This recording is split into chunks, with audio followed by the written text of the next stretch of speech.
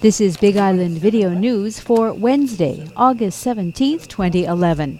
The Hawaii County flood maps have been revised by FEMA, the Federal Emergency Management Area, and now the public is given the chance to review them.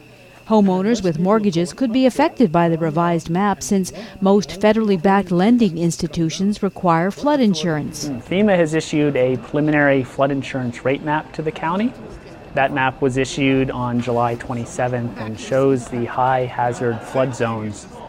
In some areas of the county, new engineering analyses were performed that identify the high hazard zone, and that could impact the rating of flood insurance or who may be required to buy flood insurance. This is a proposed map change.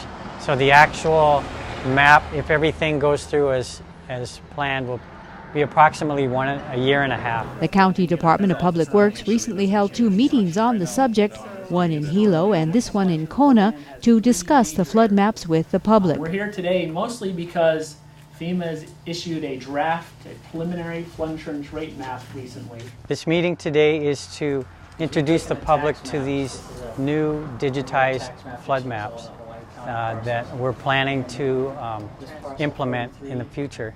And we just want to let people know that they have an opportunity to comment on the new maps, and if they see anything that they have a question or they disagree with, it's important that they contact the county and let us know so we can pass that comment on to FEMA. These maps will make it easier for the public to access this information.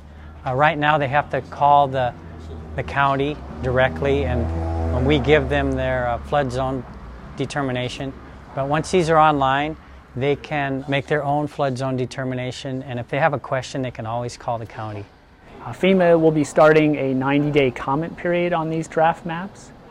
We encourage citizens to review that draft map.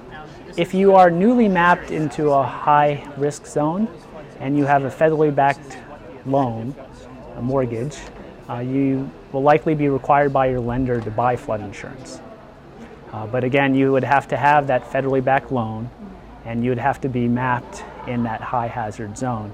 And that's one reason why we encourage homeowners and business owners to look at these draft maps to see if in fact the map zone is changing for your particular area of interest. Any protest to the revised flood maps must be filed by August 27th.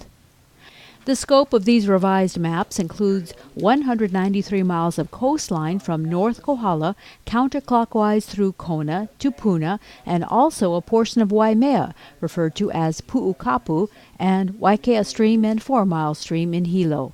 Since the map revisions were started in 2008, the recent tsunami information is not being included. Well, they're constantly being updated. The base maps, I believe the newest one is 2004, but there's a process called a letter of map revision that revises different portions of the map. So the county maps and these new maps will have those letters of map revision incorporated into them as they become effective. So the last one was May of this year, was the most recent. Some residents at the meeting also took issue with the fact that parts of Kona Waina are not included.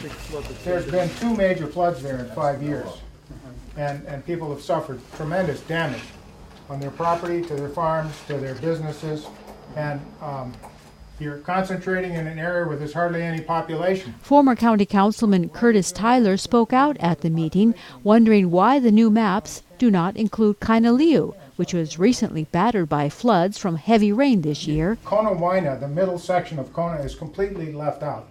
I don't see it here. Or areas near Kealakekua that were hammered in 2007. And apparently the river jumped its banks, was diverted, wiped out the fruit stand up there, part of this guy's farm, and then all the rubble and everything came into our house. Buried our cars and such things. Do you have any insurance that'll help with this? No. If anybody wants to help, bring shovels. My husband and I have only been here for 2 years, but my mother-in-law and our friends here today have been here 25, 30 plus years. And the river on the side of our house has always been a really pleasant natural phenomenon. It was with all its fury and debris, but it has always remained safely in its banks. And yesterday, we knew just almost immediately that something was not right. And where there was one river, became 3 rivers, became 7, 8 rivers. So we don't know if it was a natural occurrence. Did we have a heavier rain yesterday in a short amount of time that we have in 30 years? Or, you know, we don't know what caused this. Okay. Because this river has ran hundreds of times and it's never done this. This is very serious for those of us who are affected by this. And when I was a county councilman for 8 years, I mean, every time there was a flood, I heard about this. It wasn't in my district, but I own property in that district and have businesses there. And it's been very serious, very serious. And anybody who lives in that area will tell you it's very serious. And to neglect that in favor of way down in the, you know, where nobody lives doesn't make sense to me. Today, residents are saying that something must have changed in the land's Mauka to cause this flooding. It just gets worse and worse and worse. And you know, my family has lived here for over 1,000 years, and I'll tell you what, we never had flooding there until recently. So there's some pilikia that's going on Mauka someplace. But without a study, the residents are not sure who or what is to blame. What's your opinion of the attribution of why all these floods are happening now then? You're asking me that question? Yes, sir. Well, the Kupuna tell me that there's some activity going on up above where there's been clearing and re-channelizing the water. I don't know. I haven't been up there. Who possibly could be doing this? You'd have to ask these people who the property owners are, or people in public works. You know, a lot of people have things to say around here and talk, but I'm not going to point fingers at anybody other than saying that this is something that needs to be dealt with. I was stunned when I read this and said, oh, we're not doing Kona until later. It's like, what? You gotta be kidding me. We pay taxes too. But county officials say there are currently studies underway in these areas that will result in further flood map revisions, probably by 2013. That new information will then be incorporated into the flood insurance rate maps. So some areas of the county are being remapped, having new flood zones identified. But due to funding limitations, FEMA works with the county to identify areas to be restudied and remapped. That does not include the entire county.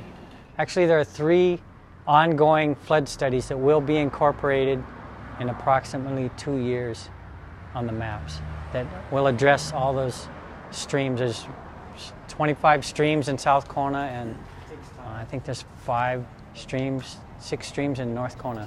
Will all be remapped more accurately. The public may also review the maps at the county engineering departments in both Hilo and Kona. Would like people to be aware of their flood risk, and we work with county and state officials to let those people know what risks they may be at. I encourage viewers to visit the state's flood hazard assessment tool. It's at hawaiinfip.org online.